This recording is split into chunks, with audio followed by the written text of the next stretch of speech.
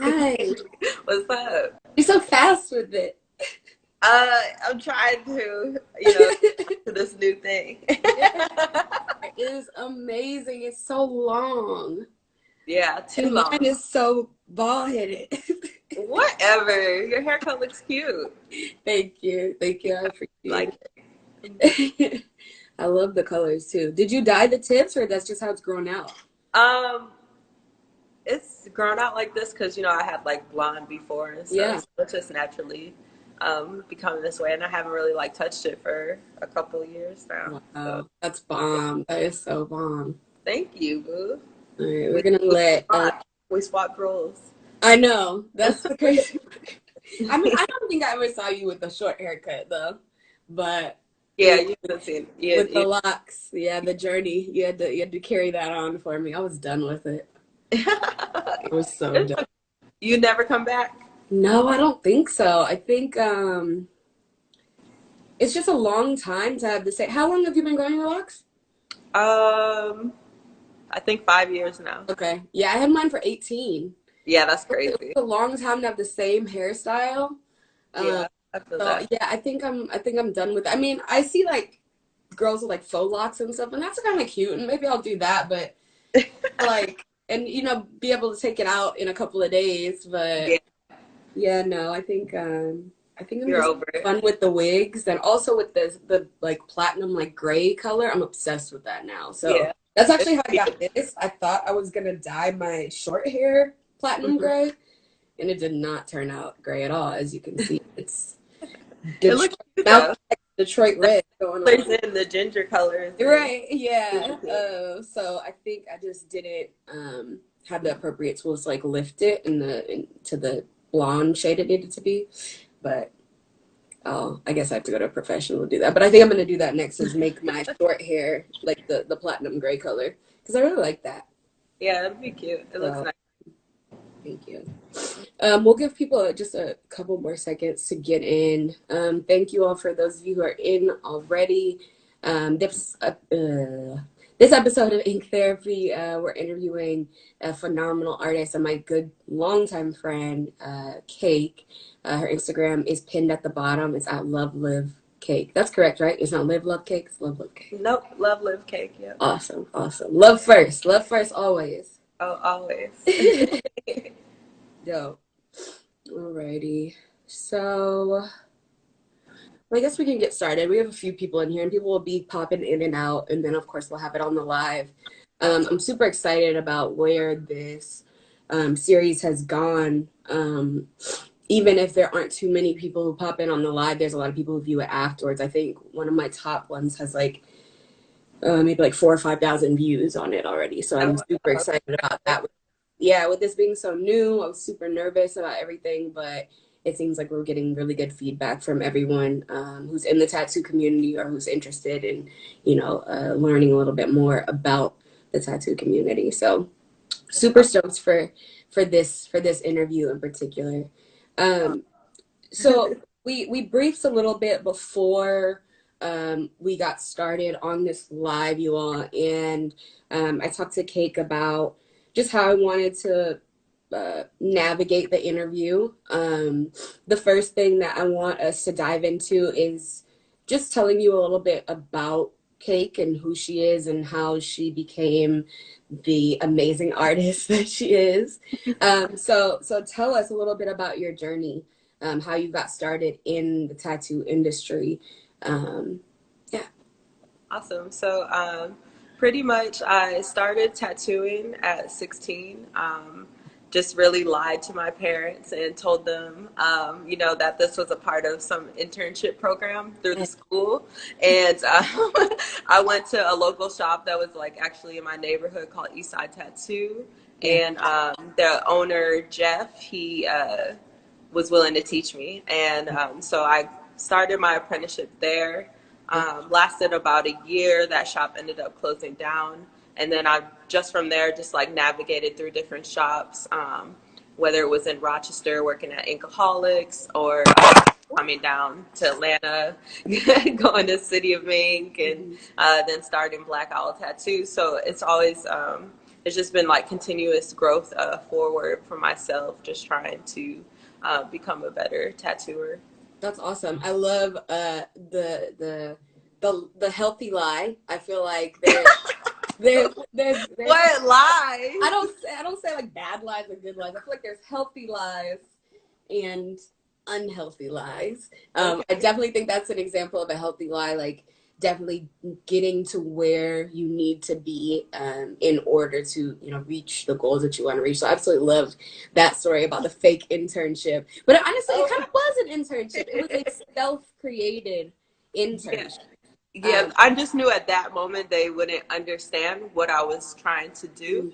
And I mhm, didn't really even want to explain to my parents what I was trying to do because I was still figuring it out. And I didn't need them to like deter me from what I was trying to mhm, achieve, you know?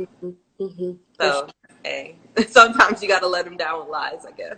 Yeah, yeah, I mean, you do. I think that, especially with our generation, I think that we were probably, you know, some of the first people in our family to start to navigate our own journey and, you know, not just go along with what seemed safe or what was, you know, that it seems like the easiest plan for us to go down or the typical plan. I think that we were some of the first people in our family to really start taking healthy risks, you know, and exploring our creative side, making healthy decisions for us, you know, even at such a young age, at 16. I feel like that's such an adult, mature decision to make.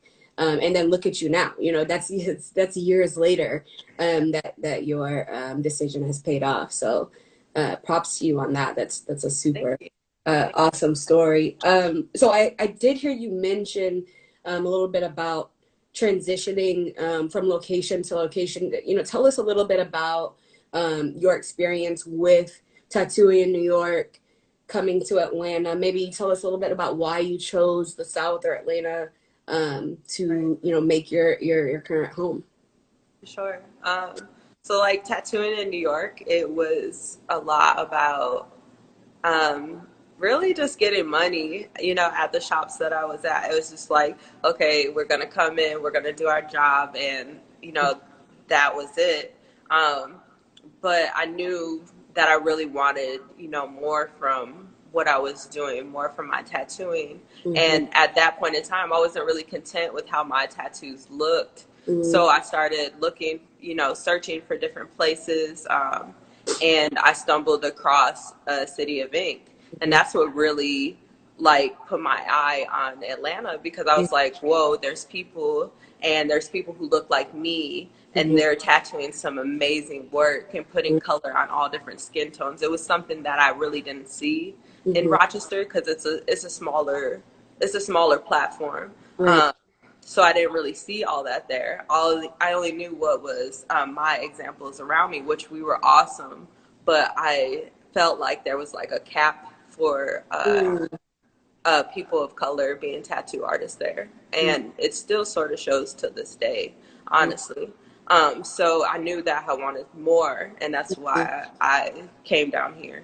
Yeah, that's beautiful. I definitely um, can identify with the need to change your environment in order to, you know, fit your personal needs. You're saying you need more as an artist. And when I think about you, and even when I was thinking about, you know, scheduling you for this interview, one of the things that I was super excited to talk about with you is just like the fact that you do encompass more than just a tattoo artist, right? You're like an artist all around with, Right. you know, murals that you do, paintings that you do, just it's everything. You know, you're an artist in all terms of the word, and I definitely could see you needing to make that journey to an environment that supported that. Um, can you tell us a little bit about like the other types or other mediums of art that you engage in and how they play into your tattoo work, if at all?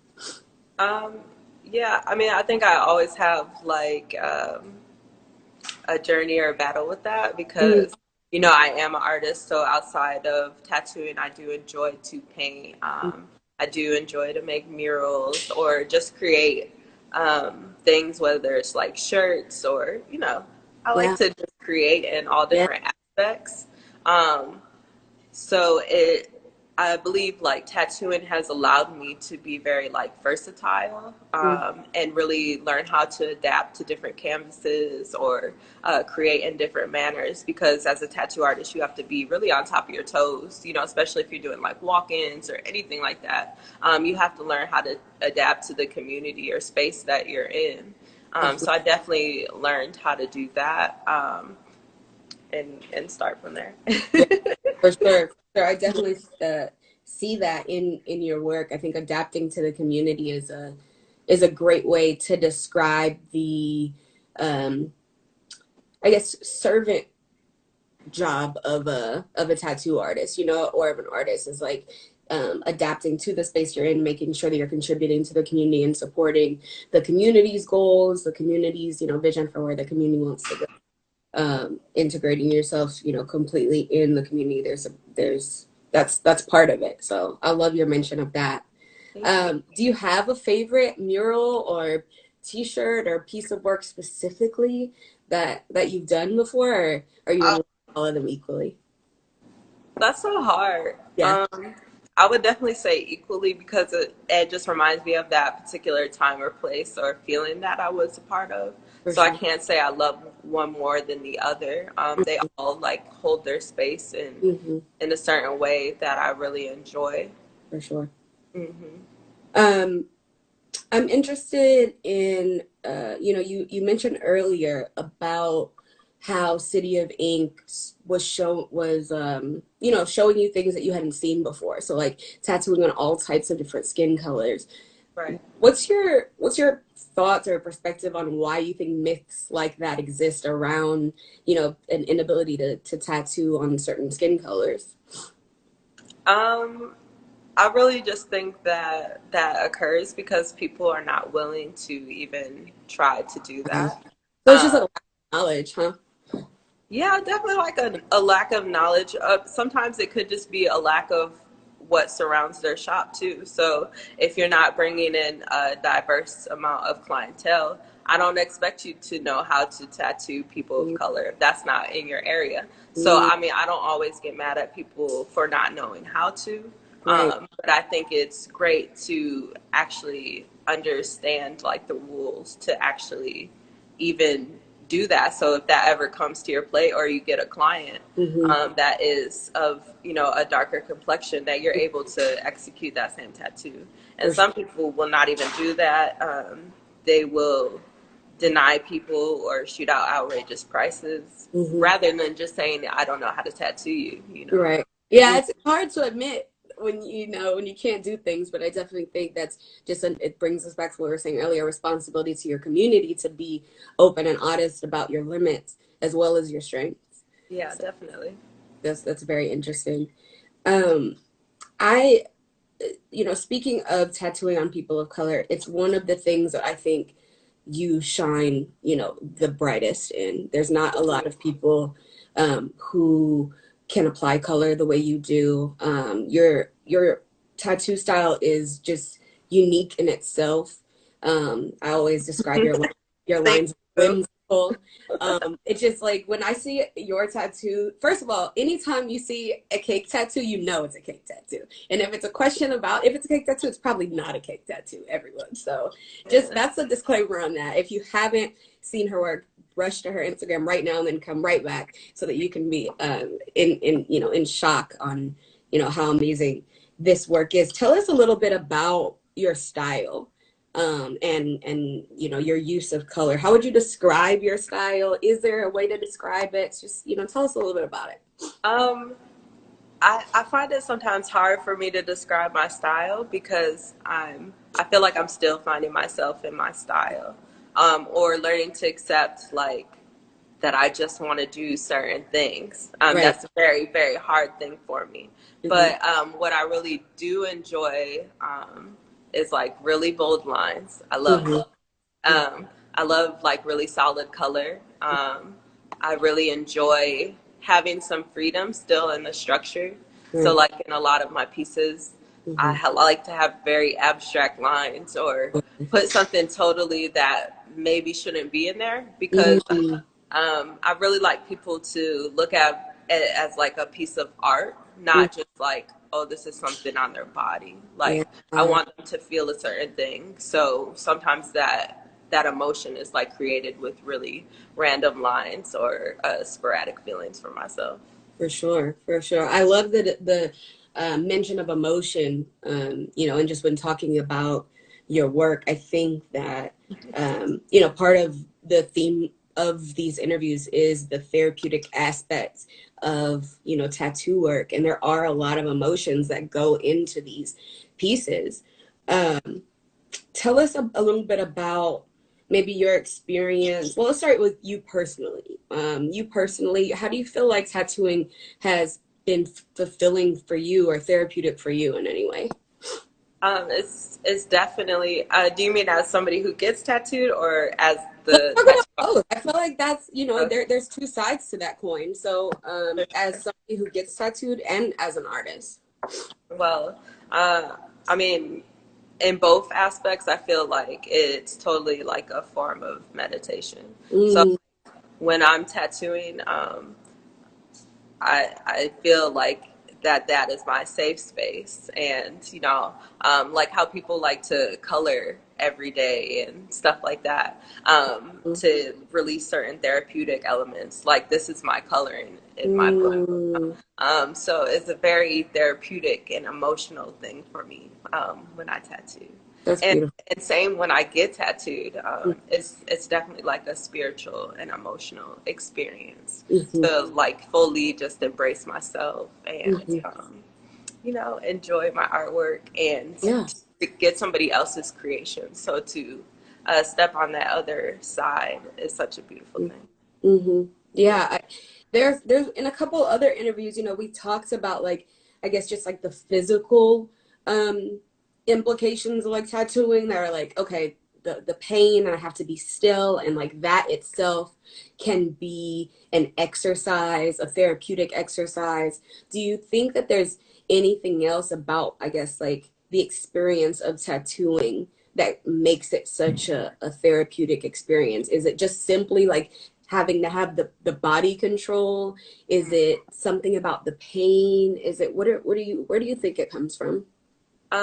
Definitely a lot from the stillness. Mm, Breathing is so key, and mm, mm, that could be so therapeutic or just a form of meditation for some people, like being one with their breath. Um, mm, it uh, Tattooing definitely allows you to live in the moment too. mm, You're realizing this pain and what it is right now. You're taking these breaths right now, and you're trying to work through this current like moment. So mm. there's something very powerful within that. Yeah, for sure.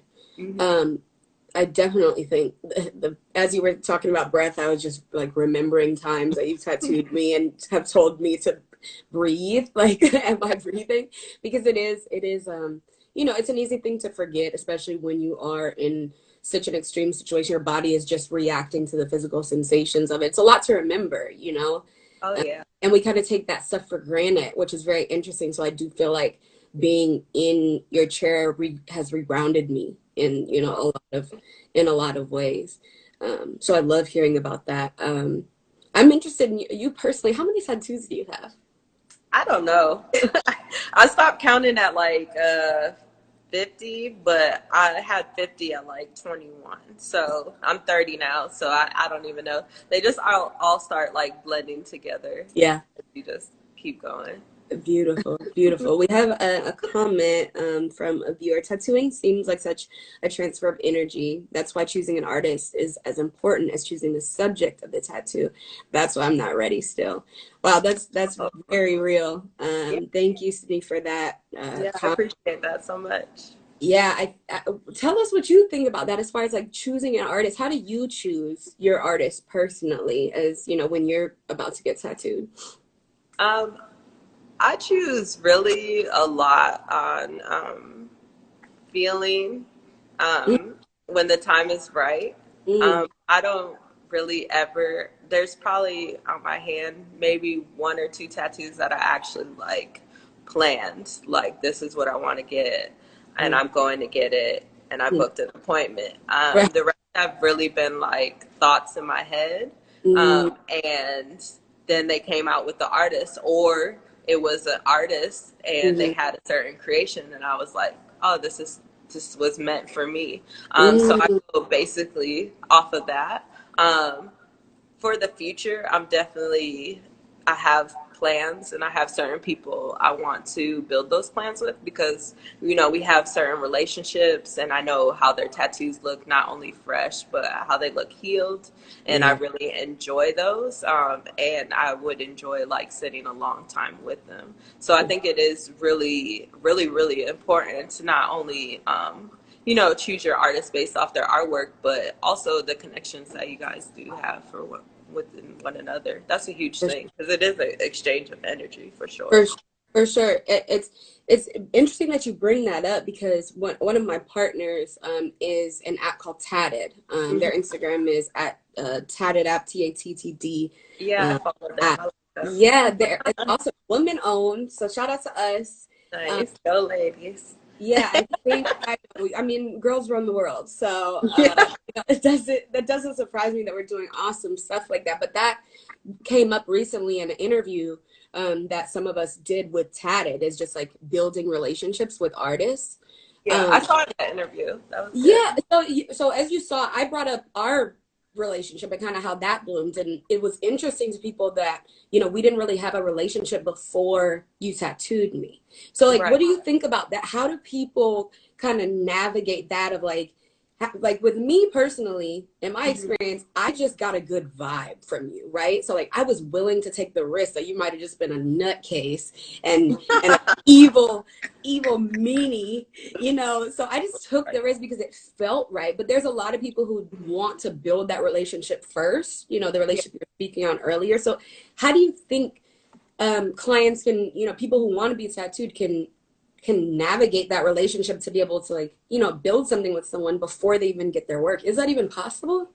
I think it's possible. It definitely just depends based upon your artist. So, Mm, maybe start doing some consultations with them, or mm, if you're, most tattooers are artists outside of that. So maybe, commenting on their artwork, or, mm, hit their DM, if they do that. mm, Just, tell their, the relationship, or try to build something, mm. and just build conversation and then let it grow from there. If they have art shows, or if they just curate certain events, because sometimes tattooers do that, or they have a whole nother life outside of that. Mhm.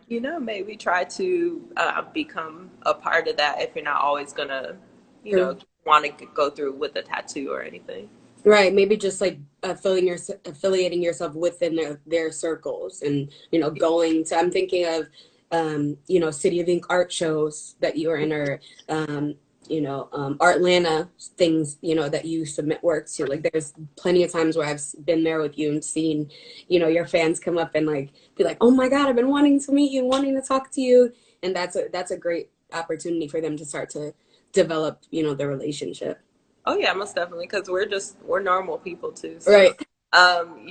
it's just about like catching your artist. Because as tattooers, usually we're like so busy. So like the one place that we do get to share Yeah. space with people is usually tattooing them.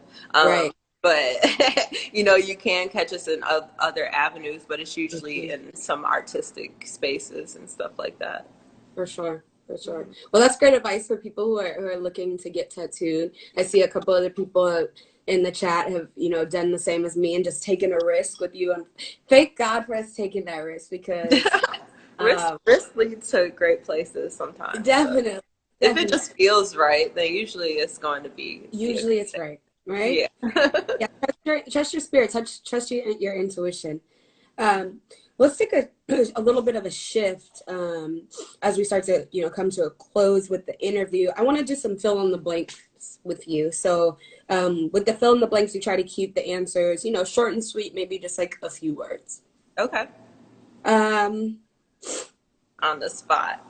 I'm sorry, I didn't tell her about this, guys. Oh man. I will be remembered for Oh man. My love. mm, in 10 years, the tattoo world will Grow. something I've never done but want to. Jump out of a plane. Skydiving for sure. Okay. Before you do that, because I need a hug first before you. You're not gonna come with me? Oh, okay, we can do that. I mean, I'm down for the group jumping out the planes. I'm all I'm for down. I'm down. Um, someone I want to work with that I have not worked with yet. Oh man, like just artist wise. Could be. Oh, that's so Could hard. be Beyonce. I don't know because there's so many people that I would like love to work with. Okay. If we're just gonna say like tattooers, Hmm? um, there's this tattooer that I really enjoy his work. His name is Guy Le Tattooer, Okay. and I really enjoy him because he just is like off the grid and he does Yeah. like but he's so dope. So I would love to like work with him. Awesome. Yeah. And first time tattoo recipients should. Oh man, do their research. For sure.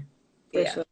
Oh, Speaking of research, we talked a little bit about you sharing your favorite products to use, machines. I'm sure you've done a lot of research around, or even if it's just like self research where you just like experimented with the tool and it didn't work for you. Tell us about some of your favorite products to use when you're tattooing, or machines to use. okay. Some of my favorite machines right now, and I'm a machine like hoochie. I love Oh, machines. I like to try them yeah. all out. But my favorite right now is my Dan Cuban. I got this like liner, and it makes some really bold lines, and I really enjoy that a lot. It's very consistent. Okay. But I also have an Axis Rotary that has been like really good to me, and I enjoyed that. Sure. Um, but I'll try any type of machine, Yeah. and really see like the quality. I don't think it's always about like spending the most money because I've seen Mm. people make some really amazing tattoos with like $15 machines. So seriously, so it's just about knowing your machine and knowing how to make it work. Mhm. As the same thing with like supplies, I'm Mhm. always just trying different brands. I really enjoy like Black Claw needles Mhm. because they're bold, they're consistent, they're made Mhm. by tattooers, and Mhm. they really provide great heals for Mm. the tattoos, Okay. which is like very important. Like you can make a great tattoo that looks good right then, but Mhm. it's really about how it heals, in Mhm. the end. Mhm. Mhm. What about ink? Are there any ink specifically that you're using in order to get your signature bold colors, or it's just about the way that you're putting the ink in? It's definitely about application. Like I Okay. do have a lot of great inks that I do enjoy. Mhm. Like I like Eternal, I like Fusion, Yeah. Solid. Yeah. There's Dynamic Black that I'm really in love with. Okay. But really, like bold colors comes a lot with like application and learning how to apply them on all different skin tones, learning how Mm. to alter the design so that color could really shine bright through that skin tone. Yeah. And also knowing from past experiences how colors may settle on Mhm. different canvases. So that all comes into play. For sure. For sure. Mhm. Well, thank you for that. I want to end the interview with a little bit of fun. Okay. For those of you who have watched Ink Therapy before, we always end up with a game. Um, so today we're going to play Never Have I Ever. So for those of you who have never played Never Have I Ever, uh, how this is tongue twister. How this is gonna go is Cake is gonna hold up 10 fingers. I'm going to read a statement. For example, 10 fingers? 10 fingers. Okay, okay. Or if you have 11, you can hold up 11. um, Cake's going to hold up 10 fingers, and I will read a statement such as, never have I ever gotten a tattoo. If that is true, that she has gotten a tattoo, then she'll put a finger down. If she agrees with the statement, never has she ever gotten a tattoo, then she can keep her fingers up and she's safe. Okay. So, here we go. With this one also I got new deck of cards, or Never Have I Ever cards, because last time I was hesitating over the Never Have I Ever, trying to figure out which ones I was going to read. But we're just going to do it random style today. Okay, awesome. I'm down for the random. Okay. Bring on Never the have I question. ever watched porn on a work computer. Never have I ever seriously tried to communicate with my pet to see if I could. Yeah, Cake is a cat lady, by the way, guys. Oh yeah, always. My cats are around me right now, so. Never have I ever peed in a sink or a tub. Oh wait, no, I didn't. Sorry. You have? Oh yeah. Okay, you got to put the fingers down if you have. I'm sorry. Oh, if I have? Oh, yeah, okay. yeah, if you have. Oh, okay. Well, all three of those questions I have. Sorry. Okay, I did it wrong. Okay, no, it's fine. I probably explained it wrong. So yeah, if it's true, if you have done it, then you put a finger down. Oh, okay, okay. So yes, she's watched porn on a work computer. She seriously tried to communicate with her cats to see if she could, and you peed in a sink or a tub. Served a meal that gave people food poisoning.